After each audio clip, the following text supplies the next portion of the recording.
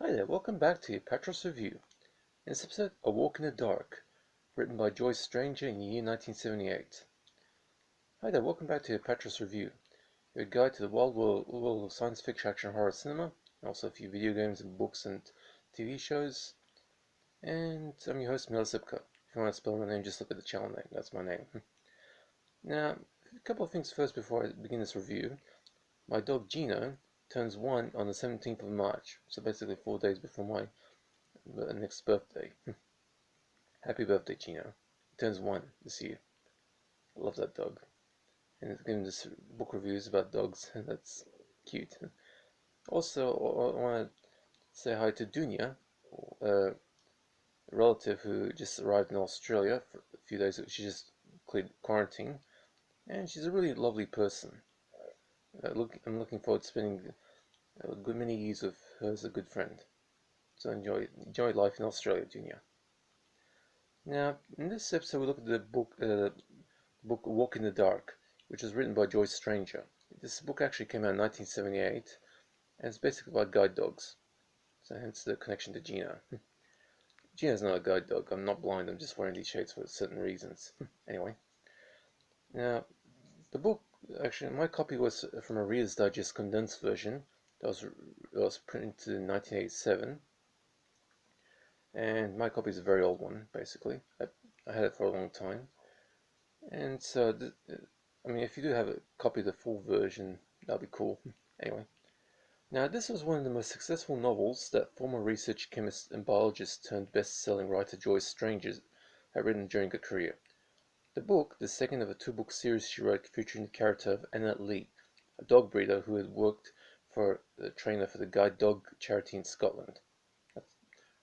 Now, Joyce Stranger's books were almost always rather downbeat, telling stories of people who experienced tragedy in their lives. In the case of Walk in the Dark, the story revolved around the life of Steve Drake, a Scottish farmer whose car ends up having brake failure, and a split-second decision to save the lives of a few children on a school van by crashing his car into a small wall cost him his sight, making him a local hero but condemning him to what could very well be a lifetime without sight. Drake's attitude is initially one of self-pity, but when his fiance's students, she worked as a teacher in an American school as part of an exchange program, raised the money for Anna Lee to purchase and train a guide dog for Drake's use, this sets in motion a change of life for Drake, even for who gets Gemma, a very lovely and intelligent dog who becomes Drake's companion for life. Even for after a year or two of living blind, Drake gets his sight back thanks to a medical procedure, and Gemma's refusal to work with anybody else ends up having her return to Drake's side for the rest of their lives as a crucial partnership. Now, while stories usually sort of start out downbeat, they always end up getting positive endings, as in this case. Steve Drake and Gemma become good friends for mutual survival. If you're a dog lover, this is actually a really good book to pick up. Now, on the issue of guide dogs, there are some very misguided people out there who believe that the guide dog program is a form of animal slavery, but I absolutely dismiss those people as idiots. Guide dogs might work for a living, but they also become the closest friends of the people who rely on their services, the blind. Guide dogs have helped many people over the years in regaining some form of independence after suffering any sort of devastating injury or illness, and their role also comes with a high degree of friendship between human and animal. The same thing applies to canines working for law enforcement and the military.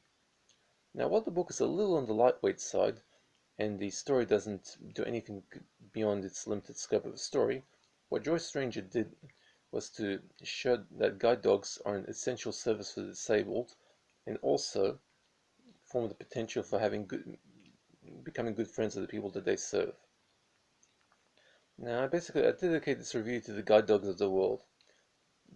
You lovely doggies prove time and again that dogs are indeed man's best friend, and guide dogs are the blind man's best friend. Also, I dedicate this to also military and service dogs. Keep up the good work, doggies. Okay, so that's it for Walk in the Dark. Oh, by the way, this book actually gets a C plus for me. Like I said, it's lightweight. It's not anything solid, but if you're a dog lover and fan of Joyce Stranger's books, this is actually a pretty decent book to get. Lightweight reading, but it's nice. So that's it for my first book review for this year. The second book review is also from the very same condensed edition I have. I'll let you know in the future. Actually, there's kind of a strange thing about that book too, the second one I'm reviewing, and I'll tell you more about it when the time comes. Anyway, hope you guys are staying safe. When the vaccine comes, go for it. And to all the lovely doggies out there, guide dogs, military dogs, law enforcement dogs, customs dogs, even my dog Gino, enjoy yourselves. Okay, that's it for this review. See ya.